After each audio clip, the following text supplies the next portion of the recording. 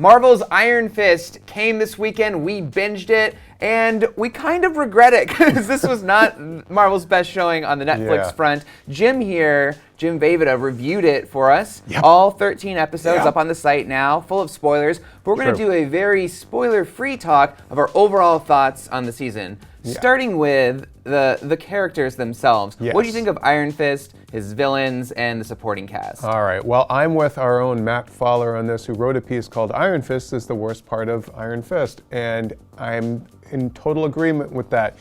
The biggest problem I have with Marvel's Iron Fist is that it lacks a compelling hero and villain. Danny Rand, the writers never quite got a bead on Danny Rand. His characterization is so inconsistent, sometimes within the same episode. And Finn Jones is miscast, I feel, as the character. There are certain times he's fine as it, and we'll get to the action stuff in a little bit, but I felt overall the writing didn't give him the material he needed to do his best as an actor, and as a result, it didn't make him look as good as he could have.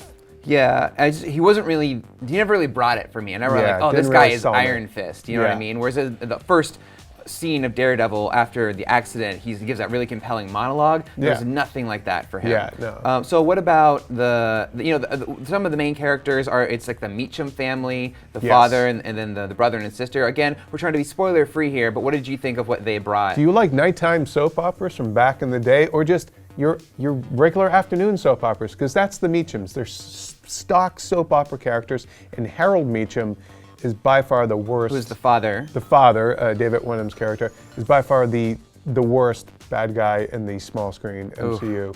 It's a really hammy character, and it just never works, and it just gets worse as it goes on. Yeah. And so the fact that we had a hero that didn't work and just mundane sort of villains, it's a lot of boardroom stuff. It just never, for a show called Iron Fist, it was surprisingly mundane. And Madame Gao is back and sort of some elements from The Hand. Yeah. Did they do it for you at all? At times. I mean, look, Madame Gao is an interesting character, but I feel like at the end of the day, she just turned into sort of an exposition machine for them, and even some of her stuff I didn't quite buy, but I don't want to get into too many spoilers on that. Okay, well, there's Colleen Wing, who I actually really liked. I thought she was confident, compelling. I loved to watch her in her fights. Yeah, I liked Colleen Wing a lot. I think the writing wasn't always there for her either. However, I thought that the character was a far more interesting character, and she gets a little bit more complexity as the show goes on. It was really strange to see this person walking around New York City carrying a sword and nobody ever stops them. It was a little strange. But I think overall, whenever she was on screen, I became a bit more interested in what might happen next. And I think that character and her relationship with Danny was one of the more interesting things, that it made Danny a little bit more interesting whenever they were together. I actually thought my biggest problem with her was that she liked Danny, because I'm like, he's not a good character. Okay, and then finally, Claire Temple is back for a couple episodes. Yeah, look, Rosario Dawson, love her, she's great. I will say, however, that she seemed kind of like she was going through the motions here. She's doing what's asked of her, but she just looks exhausted of, like, yet again, having to be the moral compass for a superhero and patching them up, all that stuff. It's nothing we haven't seen her already do a bunch of times now. Yeah, she's like the Nick Fury of the Marvel Netflix I would say she's almost more like the Alfred at this point, you know? I feel like Defenders is going to be her just calling up everyone in her phone, and they just all come to her. Seriously, pretty much. So this was 13 episodes, but I know you feel that there wasn't really enough material to fill that time. There really wasn't. There wasn't enough really there for that story. It didn't explore the amount of potential that it had. And I feel like for 13 episodes, that's a huge time commitment. God knows I know. I sat through it. And I really feel like you could have told that story in a third of the time.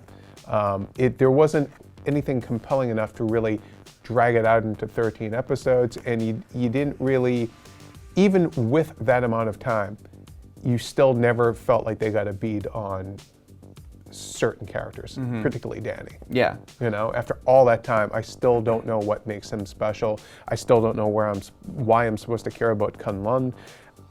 anything. You know, I walked away at the end of that show like, is it a superhero show? I don't know. Yeah, I think you really have to validate having a season that long. I feel like they're kind of stuck in the mold of it, and I think they just had maybe enough for like 5 episodes, and they were like, shoot, and they just stretched it out to 13. Yeah. Didn't really work. Okay, so here's the thing. Iron Fist, he's the martial arts hero, right? Yeah. If people just want to see some really cool martial arts, will Iron Fist make them happy? A few episodes here and there, yeah, there were some cool fight scenes, but overall, I would say that the fight scenes in this show, especially in the early episodes, were unconvincing, very stagey. You can tell that Finn Jones is an actor who is being taught martial arts stuff. It felt more like he had learned dance sequences for a musical. I mean, look, I wouldn't want to be thrown in, you know, don't know martial arts and have to go and be convincing as like this great martial artist. And we have so many characters pointing out that actually saying to him, you're a horrible Iron Fist, and then see these kind of unconvincing fight scenes, it robs the show of the whole point of it. You're like, yeah, they have a point. Yeah. Okay, well, his superpower is to like supercharge his fist with chi. It starts glowing, and he can punch things super hard. Was that cool? There were cool comic booky moments like that. They were a little few and far between at times. But I will say that when the show popped, it was because of the comic booky stuff. There's certain characters that pop up, certain little things like that happen.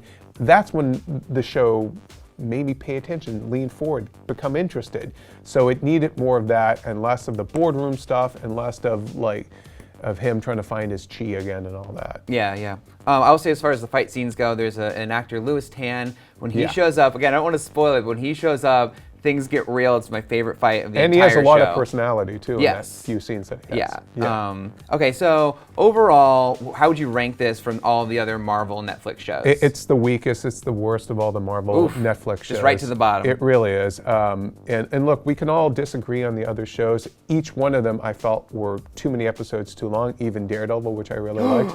Jessica Jones, which I really liked. They all went on too long.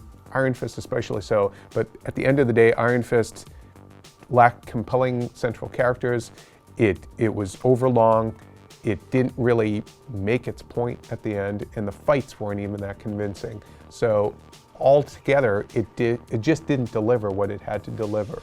I think it's okay. Like, you can watch it. If you're a comic book fan, you'll find something to like in there. But it could have been so much better, and the character deserves a better story than what he had. I would say one saving grace is that there's a lot of cool connections to the other shows, and it sort of builds on the mythology and sort of sets us on a path towards the Defenders. Yeah, plant some seeds for that. That was cool. I guess if you are dedicated to the Marvel Netflix universe, you'd want to get in and watch. And just to see the next step and how we get to Defenders. Yeah, I think you could cherry pick certain episodes to watch. I don't think the entire season. Yeah, get like a machete cut going for Iron Fist. So all of Jim's full spoiler reviews are on the site for every single episode. He's also doing a written review of the entire season that is spoiler-free, much like this conversation we just had. We're also keep an eye out for some Easter eggs that we're going to compile from everything we found, all the hidden gems and references and bits of trivia that's going to be on the site. And for more on Iron Fist and all of Marvel's Netflix shows, keep it here on IGN.